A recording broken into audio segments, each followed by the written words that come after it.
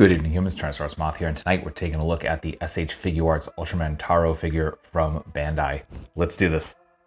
Aesthetically speaking, this figure looks awesome, and SH Figuarts has done a really great job with, well, I mean, all of the ultras, but certainly the ultras in the the kind of red suit pantheon, and yeah, just this is no different. The proportions look very, very nice here. Those have been, I guess, kind of, I don't want to say hit or miss, but like kind of more accurate to not as accurate. But I like what they did here. I mean, you see the articulation cuts, that's a Figuarts thing, but everything else here, very, very nice. Do like the shade of silver that we use for the helmet. It is different from what we get for the shield. The shield definitely has kind of more of that dirty 70s sort of vibe, which we saw with Ultra 7, which I reviewed earlier this year. And everything else though, very nice red shade of plastic. We do get a brighter silver here for the bodysuit itself.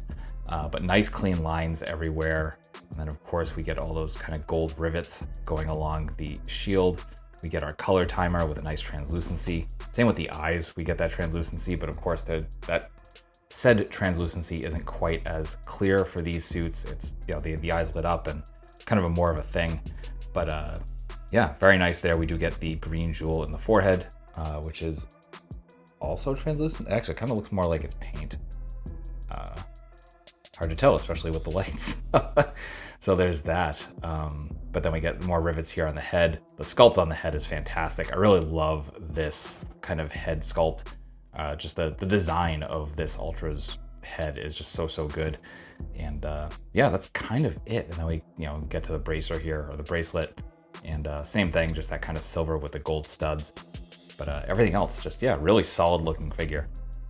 We get a fantastic loadout of accessories here, so let's jump right in. And there's lots of hands, so right out of the box we do get a couple of fists. Then we get a couple of flying / chopping hands, and a couple of relaxed hands. And then we get a whole bunch of right hands.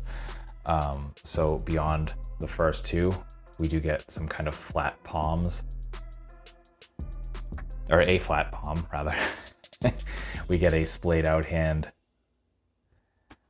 And finally, we get a gripping hand. And that gripping hand goes with the bracelet lancer. So really nice clean sculpt on this. Some nice bright silver, and then this kind of like bluish gunmetal sort of shade for the handle. Beautifully done, looks awesome. Then, we do get another left hand, and that is attached to the strium beam. And I love the way they did this. So obviously a kind of clear acrylic look to it initially, with some blue and then shades of red that kind of comes off kind of purple and just gives a really nice hue.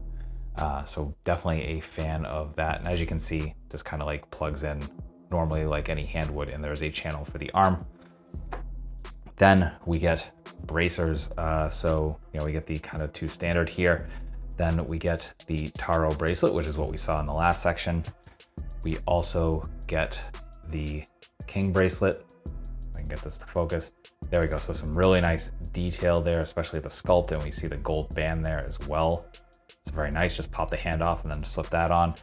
And we also have the non-braceleted top of the glove as well. So tons of options there. And then finally, of course, there is a color timer. You can see the blue one in the body. We get a red one separately, and the way that this one goes in is you can actually take the chest armor off, just pop that out. You can see there's a ball joint, so that just pops right into the body. You can pull this out, and then under this, there's obviously that color timer, and that slides out. And I really like that they did this so it doesn't just like fall out randomly. So that will do it for accessories. Articulation here is decent. Unfortunately, no freestanding kicks.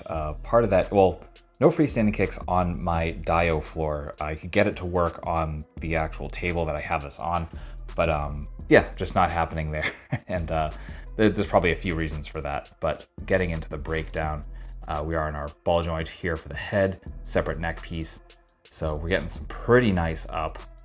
So you can see, you can pretty much get those flying poses. Not really, it's a little shy, which is unfortunate. We do get some very nice down though. We do get some tilt, though you gotta work at it. That is a thick neck. And We get some side to side. Again, we're working against the sculpt here on the neck, so be aware of that. Don't go crazy with it. We do get a butterfly joint, so we can go about that far forward, about that far back. Hinge and swivel at the shoulders bring us to just about a perfect T. We do get swivel there as well because there's no bicep cut. You have double jointed elbows, but you got to get it in the right place to kind of get your range. So we're kind of coming about there. Then we have swivel hinge swivel here for the wrists, so you can go pretty much anywhere you want to go, but you are going to be running into the top of the glove. We get a ball joint at the diaphragm, ball joint at the waist. So some very nice crunch, some excellent arch back, and some insane side to side. We get rotation from those as well.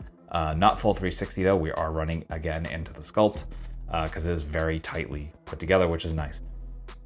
For our hips, coming out about that far, not even close to full splits. Little sad, especially again, I think that's kind of one of the things that hindered those freestanding kicks, is what it is. This is kind of that old, it hinges out and then you get your thigh rotation.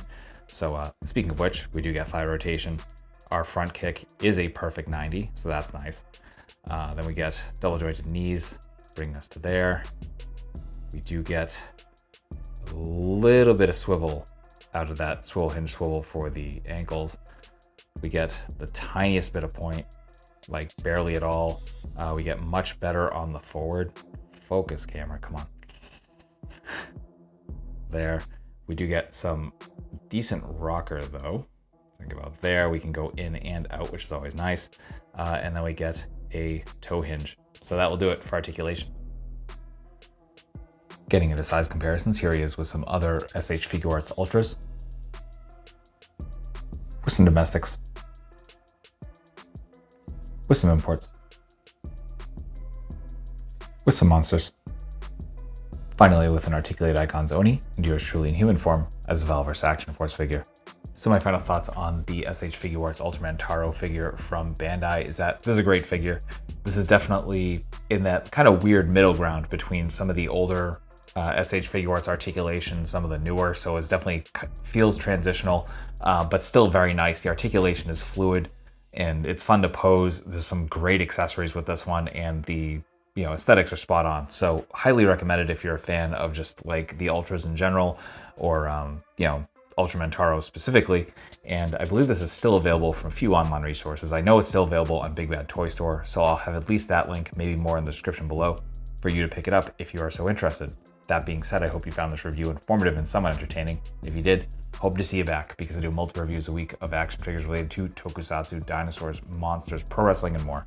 So if any of that appeals to you, come on back. Let's talk about some beautiful plastic, escape the world for a while.